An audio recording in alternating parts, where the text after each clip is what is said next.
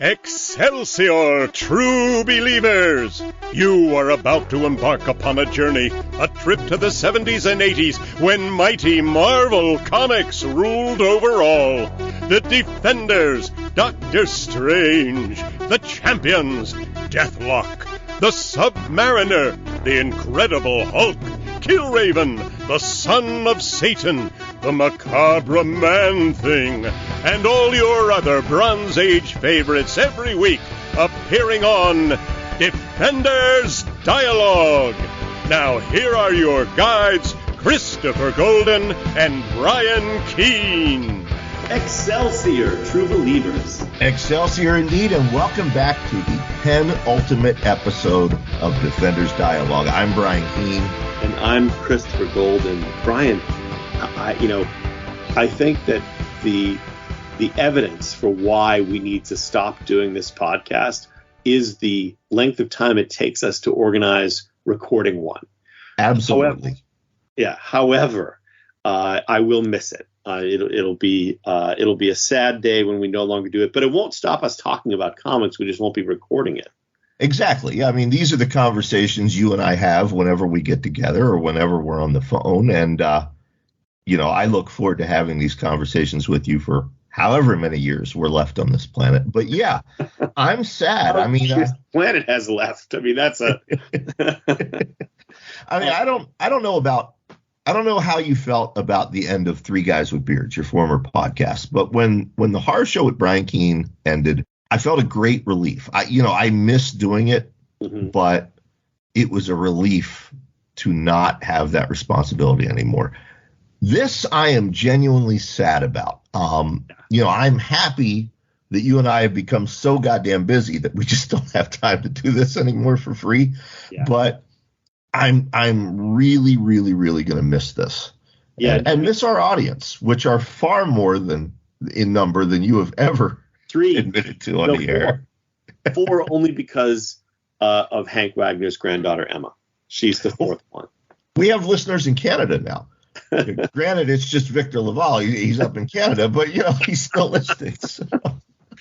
No, look, I know we probably have 5 or 6 listeners, and that's great. But no, the thing is that this, when I first reached out to you in a text message and said, half joking, what we need to do? We need to reread the Defenders and talk about it and just record it as a podcast. And you were like, let's do it. I never imagined we would still be doing it 152 episodes later. Right. Or 151. This is episode 151. But it has been a pleasure. And I do feel like if we weren't so busy, it'd be great to still do it. But I also think that once we started to have to sort of struggle to decide what we were going to do next, right. Then it became, okay, what do we want to do next? Whereas for a while it was just no brainer after no brainer, right. And in any case, had we continued onward at some point, no question in my mind, although it's a little bit later on the timeline of Marvel Comics than most of the stuff we've done, we certainly would have done the original run of Moon Knight. So I got to say, and I think I know I've talked about this before, but let me just wax poetic about Moon Knight for a second, and then I'm sure we'll talk about the Disney series. So as a kid, when I first discovered Moon Knight, when I was a little kid. I'm sorry, I didn't mean to clap over you, Chris. I've got a kitten trying to fight a hermit crab. But go ahead. When you were a little kid. I thought you were killing flies. No, when I was a little kid, weirdly, my brother and I read all these Marvel comics and some DC comics. But when I was out on my chopper, my yellow banana bicycle chopper, riding around my neighborhood, I was Moon Knight. When I was playing superheroes in my brain, it was Moon Knight that I was pretending to be, which I know I've got to be one of the very few. Yeah, I mean, I loved Moon Knight, but I didn't discover him until I was a teen with this 80s run. Yeah. And Yeah, by then my BMX was either just the Bandits Trans Am or the Millennium Falcon. Yep. Yeah, well, that's it. So when I probably was, as young as, I don't remember what year this started, but it was as young as that, and 1980. So I was 13. We Yep. both turned 13 that year. And previously, of course, he'd been in Werewolf by Night, and then a couple other places. But in essence, this run of Moon Knight also is just like, for me, the strangest and yet coolest comic book of its era, to be published as a sort of a mainstream superhero comic. Agreed. Go ahead. You talk for a bit, and then I'm going to. Yeah, I concur. We did, what was it? I believe Moon Knight issue 2 a few episodes ago. And those first 12 issues, nobody, I don't think most people realize just how impactful they were on the industry going forward. Mm-hmm. They came out a little bit before Frank Miller's run on Daredevil. But you can see a lot of the things that gave birth to in those first 12 issues of Moon Knight. I think the biggest thing for me when I think back on this was 3 of my favorite comics. Well, my 4 favorite comics from Marvel at that time, of course, The Defenders, Moon Knight, Kazar, and Micronauts. And Moon Knight, Kazar, and Micronauts were the first mainstream comics to go direct sales only, which meant you had to buy them at a comic book store. You couldn't get them at the newsstand.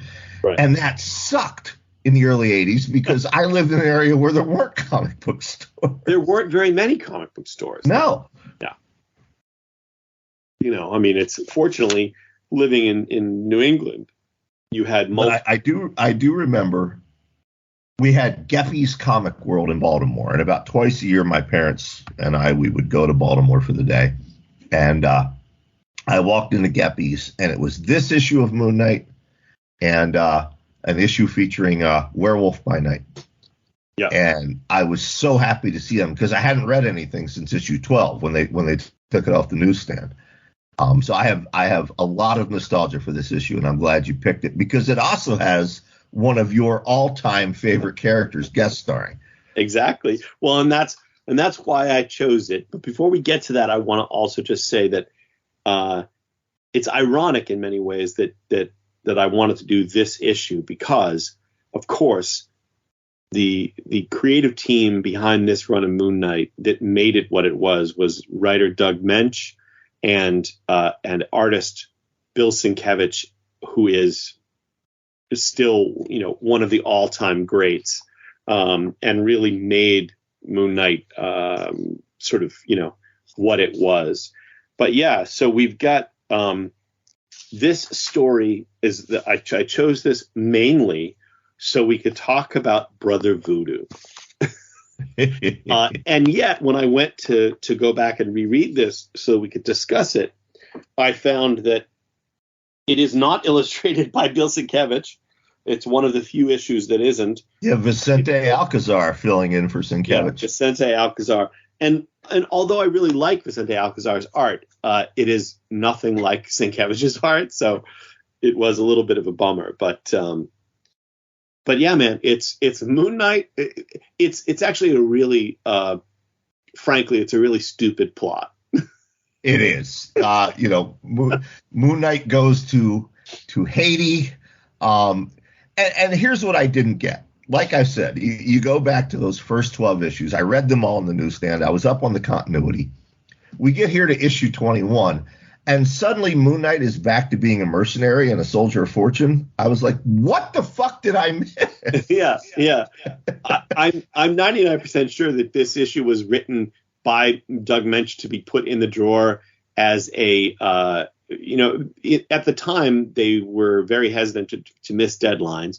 So editors would assign the writers to do fill-in issues that would just sit there, and when the artist needed a break or was behind, they would pull that out of the filing cabinet and hand it to another artist and say, draw this and we'll stick it in there. And that, I think, is what happened here. But even so, yes, it is. It takes place in Haiti. Yeah, he's hired out as a mercenary to go to Haiti, and there's, of course, if you know anything about the history of Haiti, the 80s was a time of just constant political upheaval there, coup after coup after coup.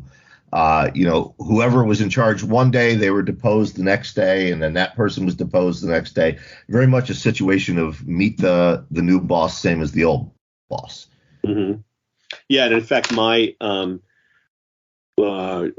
had two roommates my sophomore year of college. One of them was a guy named Jean-Marc Joseph, who is a phenomenal person and who's I have great stories about. We were in Spanish class together, and this is a total tangent, but I'm indulging myself. We were in Spanish class together. That's how we met, and the teacher said, "Do I call you Jean or Marc?" And he said, "My mother named me Jean-Marc, and that's what you'll call me." And I was like, "Hell yeah! I want to be friends with that guy." And Jean-Marc was actually he was Haitian by birth, and he and his mom had actually fled Haiti during the reign of Baby Doc, I guess, or Papa Doc, I don't know, Duvalier. And he is actually the one, Brian, who is solely responsible for me getting back into comics, because when I was like 13, I stopped reading comics completely because I discovered girls, and I was like, well, I don't have time for comics. But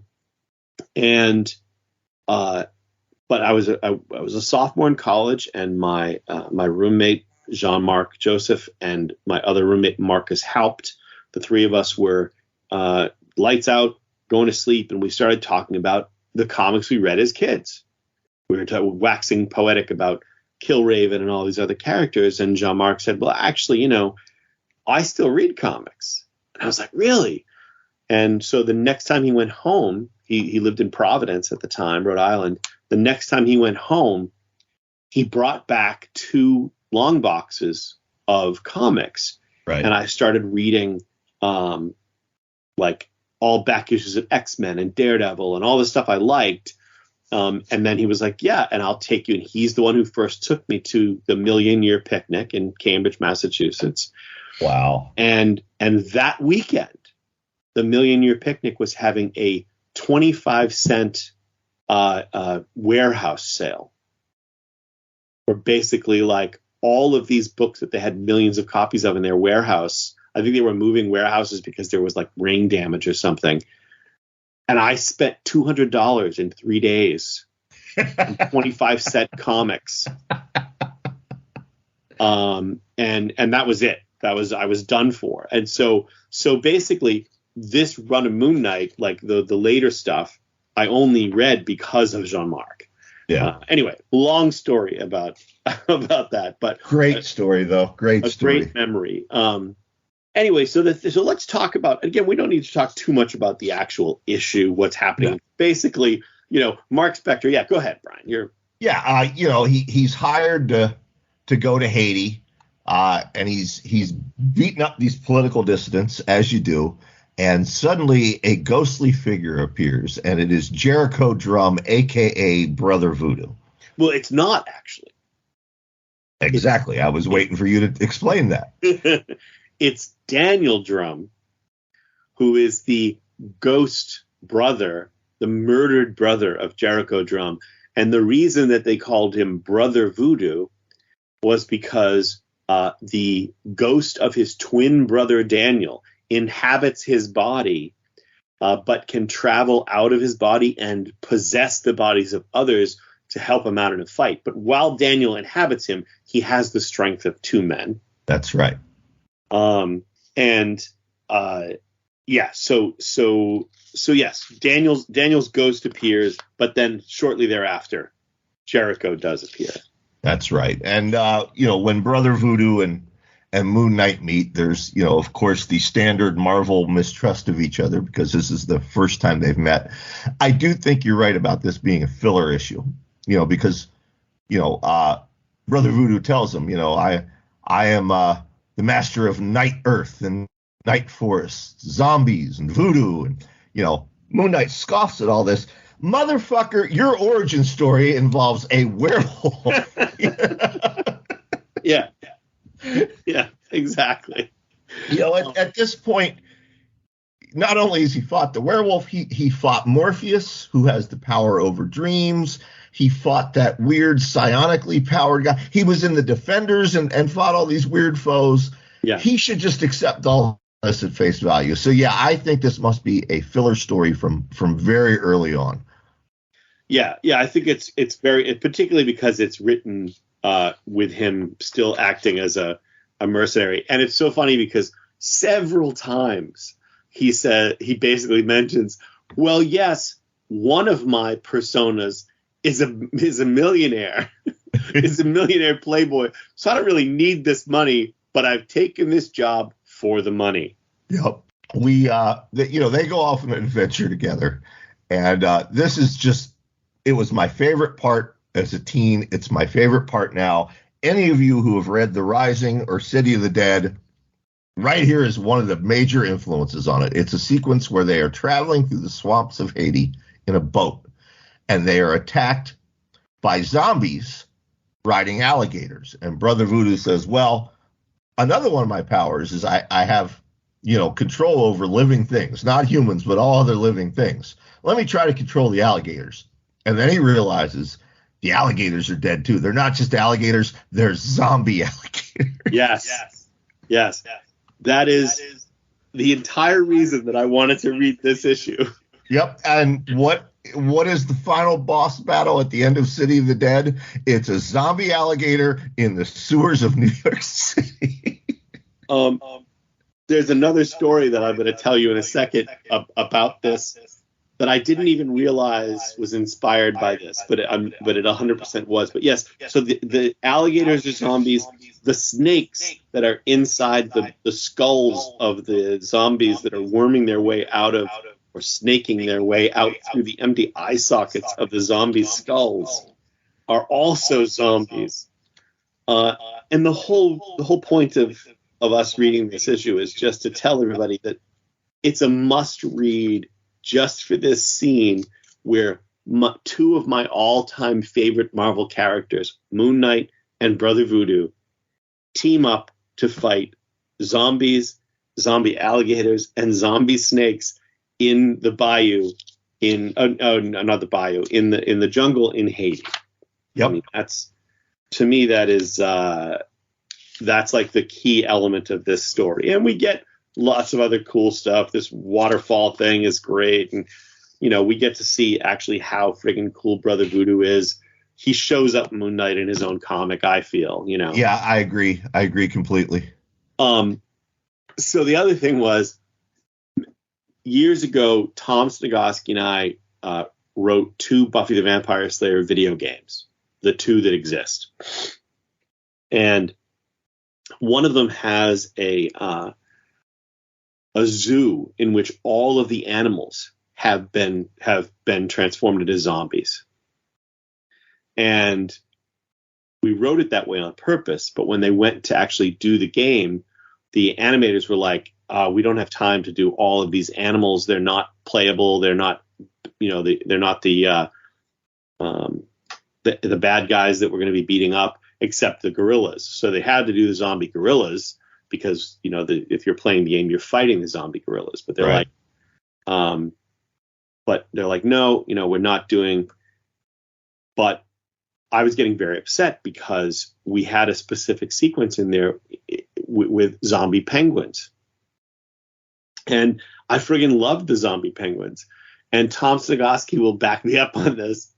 I got incensed during the conference call, and I said, either the zombie penguins stay or I quit.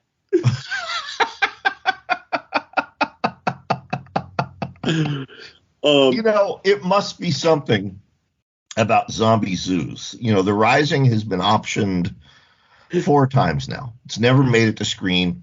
It's had some amazing people attached to it off and on over the years. I won't mention any names, but a certain guy who went on to rehabilitate his career playing a Marvel superhero, one of the first Marvel superheroes was attached for a brief time.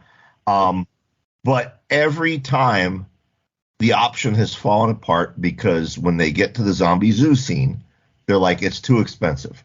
To do that is the cost of a movie in and of itself. So what I've learned from that is that I won't option out The Rising again unless they have a serious big budget. Unless they commit in the contract to keep the zombie zoo scene. Yeah, See? Yep. Yeah, see, so we're no wonder we're friends. But you'll be happy to know that they did keep the zombie penguins. Yeah. Yeah. So the thing is, so we find all these places as we go through these comics. We're like, oh yeah, definitely.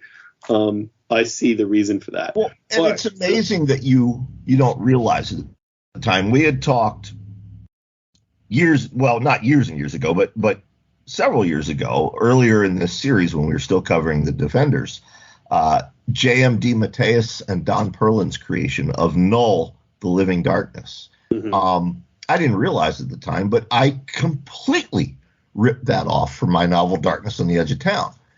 The inspiration is directly there when you go back and reread these. And it was interesting reading Moon Knight 21.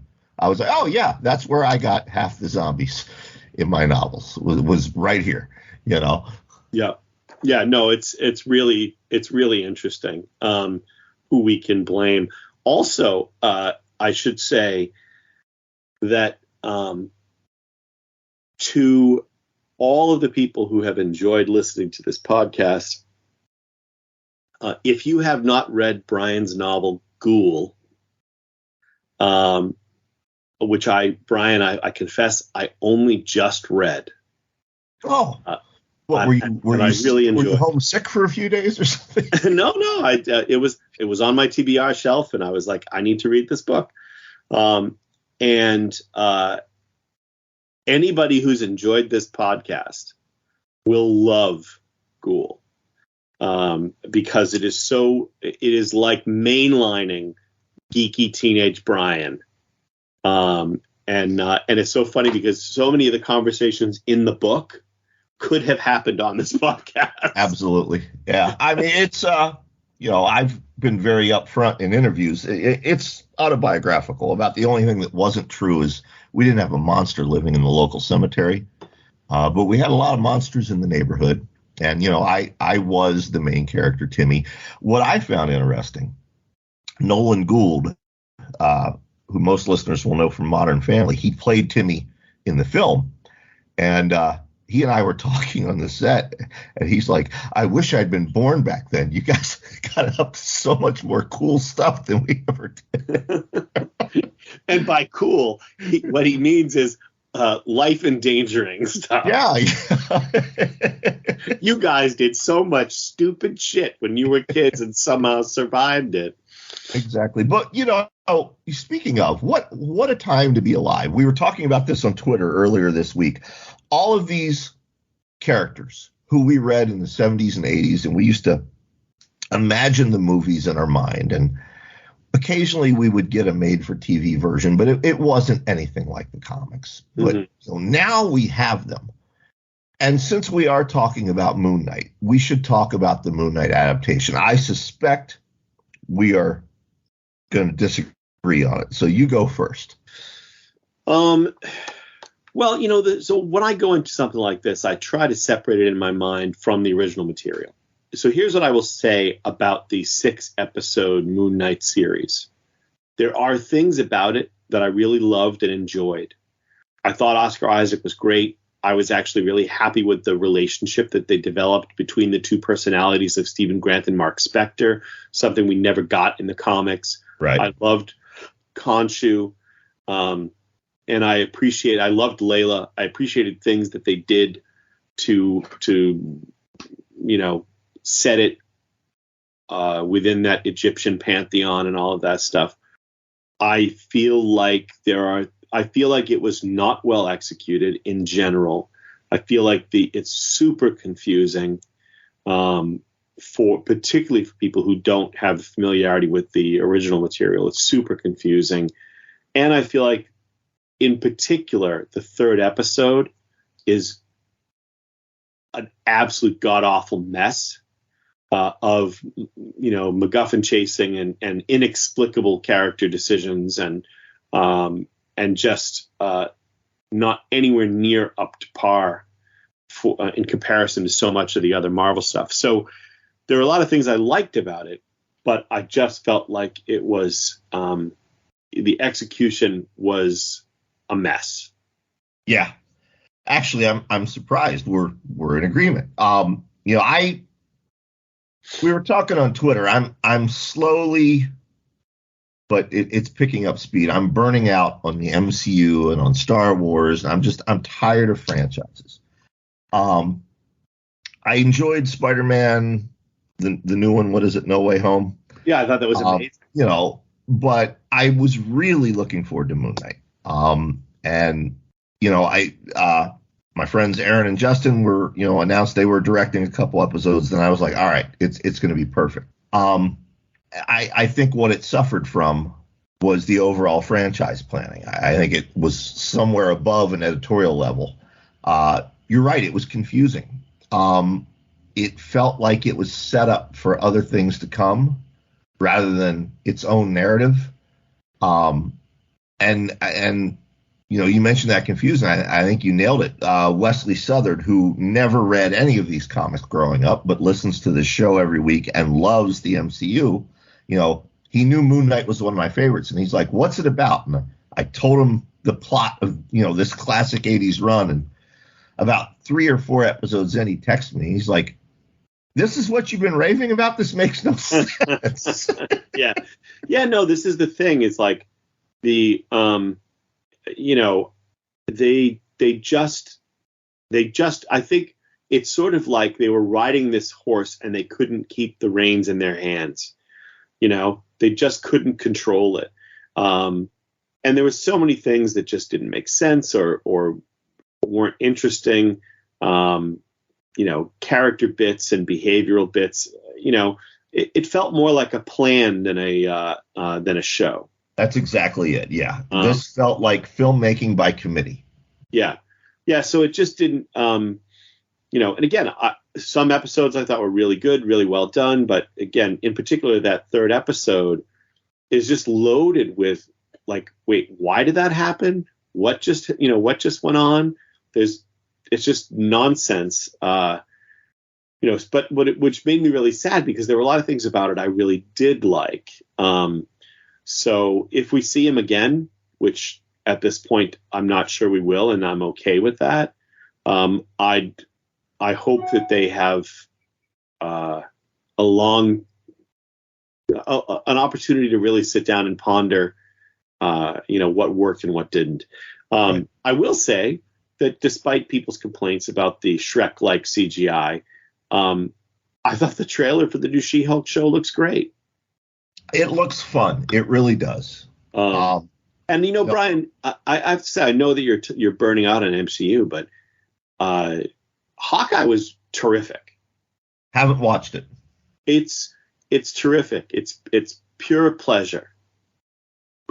Great performances. Haven't seen the Eternals. Despite my love of the Eternals, I still haven't seen that. I haven't watched Hawkeye. I'm just fucking burned out. Yeah, Eternals is not good, man. It's not good, but Hawkeye is terrific. Yeah. It's like a little confection. I highly recommend it. In fact, I'd say maybe I should give it a try. I am one of the few people in the world that didn't care for Fraction's run. And look, Matt Fraction, if you're listening, that is not. I'm not being derisive of you. You're a great writer. Hawkeye didn't work for me. And I had heard this was basically based on that run, so I didn't watch. But maybe I'll go and give it a try. Yeah, I mean, the thing is, I think it is largely based on Fraction's run, which I enjoyed a lot. But that's not why I liked the show. I liked the show because it's well written, it's well directed. The tone is great, and Haley Steinfeld is phenomenal. She's terrific. And all you need, there's a scene that everybody talked about that's like, it's Florence Pugh as Yelena Belova and Haley Steinfeld as Kate Bishop, sitting in Kate's apartment the first time they meet, eating, I think, macaroni and cheese. Yeah. And with the knowledge that if Yelena wanted to, she could kill her right there. And yet, although there's potential danger here, there's also a great rapport. And watching that scene, you can't not want a Black Widow movie with, or Black Widow and Hawkeye movie with the two of them. Right. Because the rapport is great. So in many ways, it's the polar opposite of Moon Knight, because every episode flows, the performances are great, the character interactions are great, and you follow them and understand them. And I don't know, man, that show just made me happy. All right, you've convinced me. I canceled my Disney Plus, but I have it until the middle of next month when the subscription runs out. So I will watch it tonight, and maybe that'll convince me to reverse that cancellation. Yeah. Well, yeah. Watch it and let me know what you think, because I think it's just fun, man. It's just like and what do we need these days more than anything? It's just a good time, right? Well, exactly. Speaking of a good time, before we end this episode, we should tell folks. So next week is, of course, the final episode of this podcast.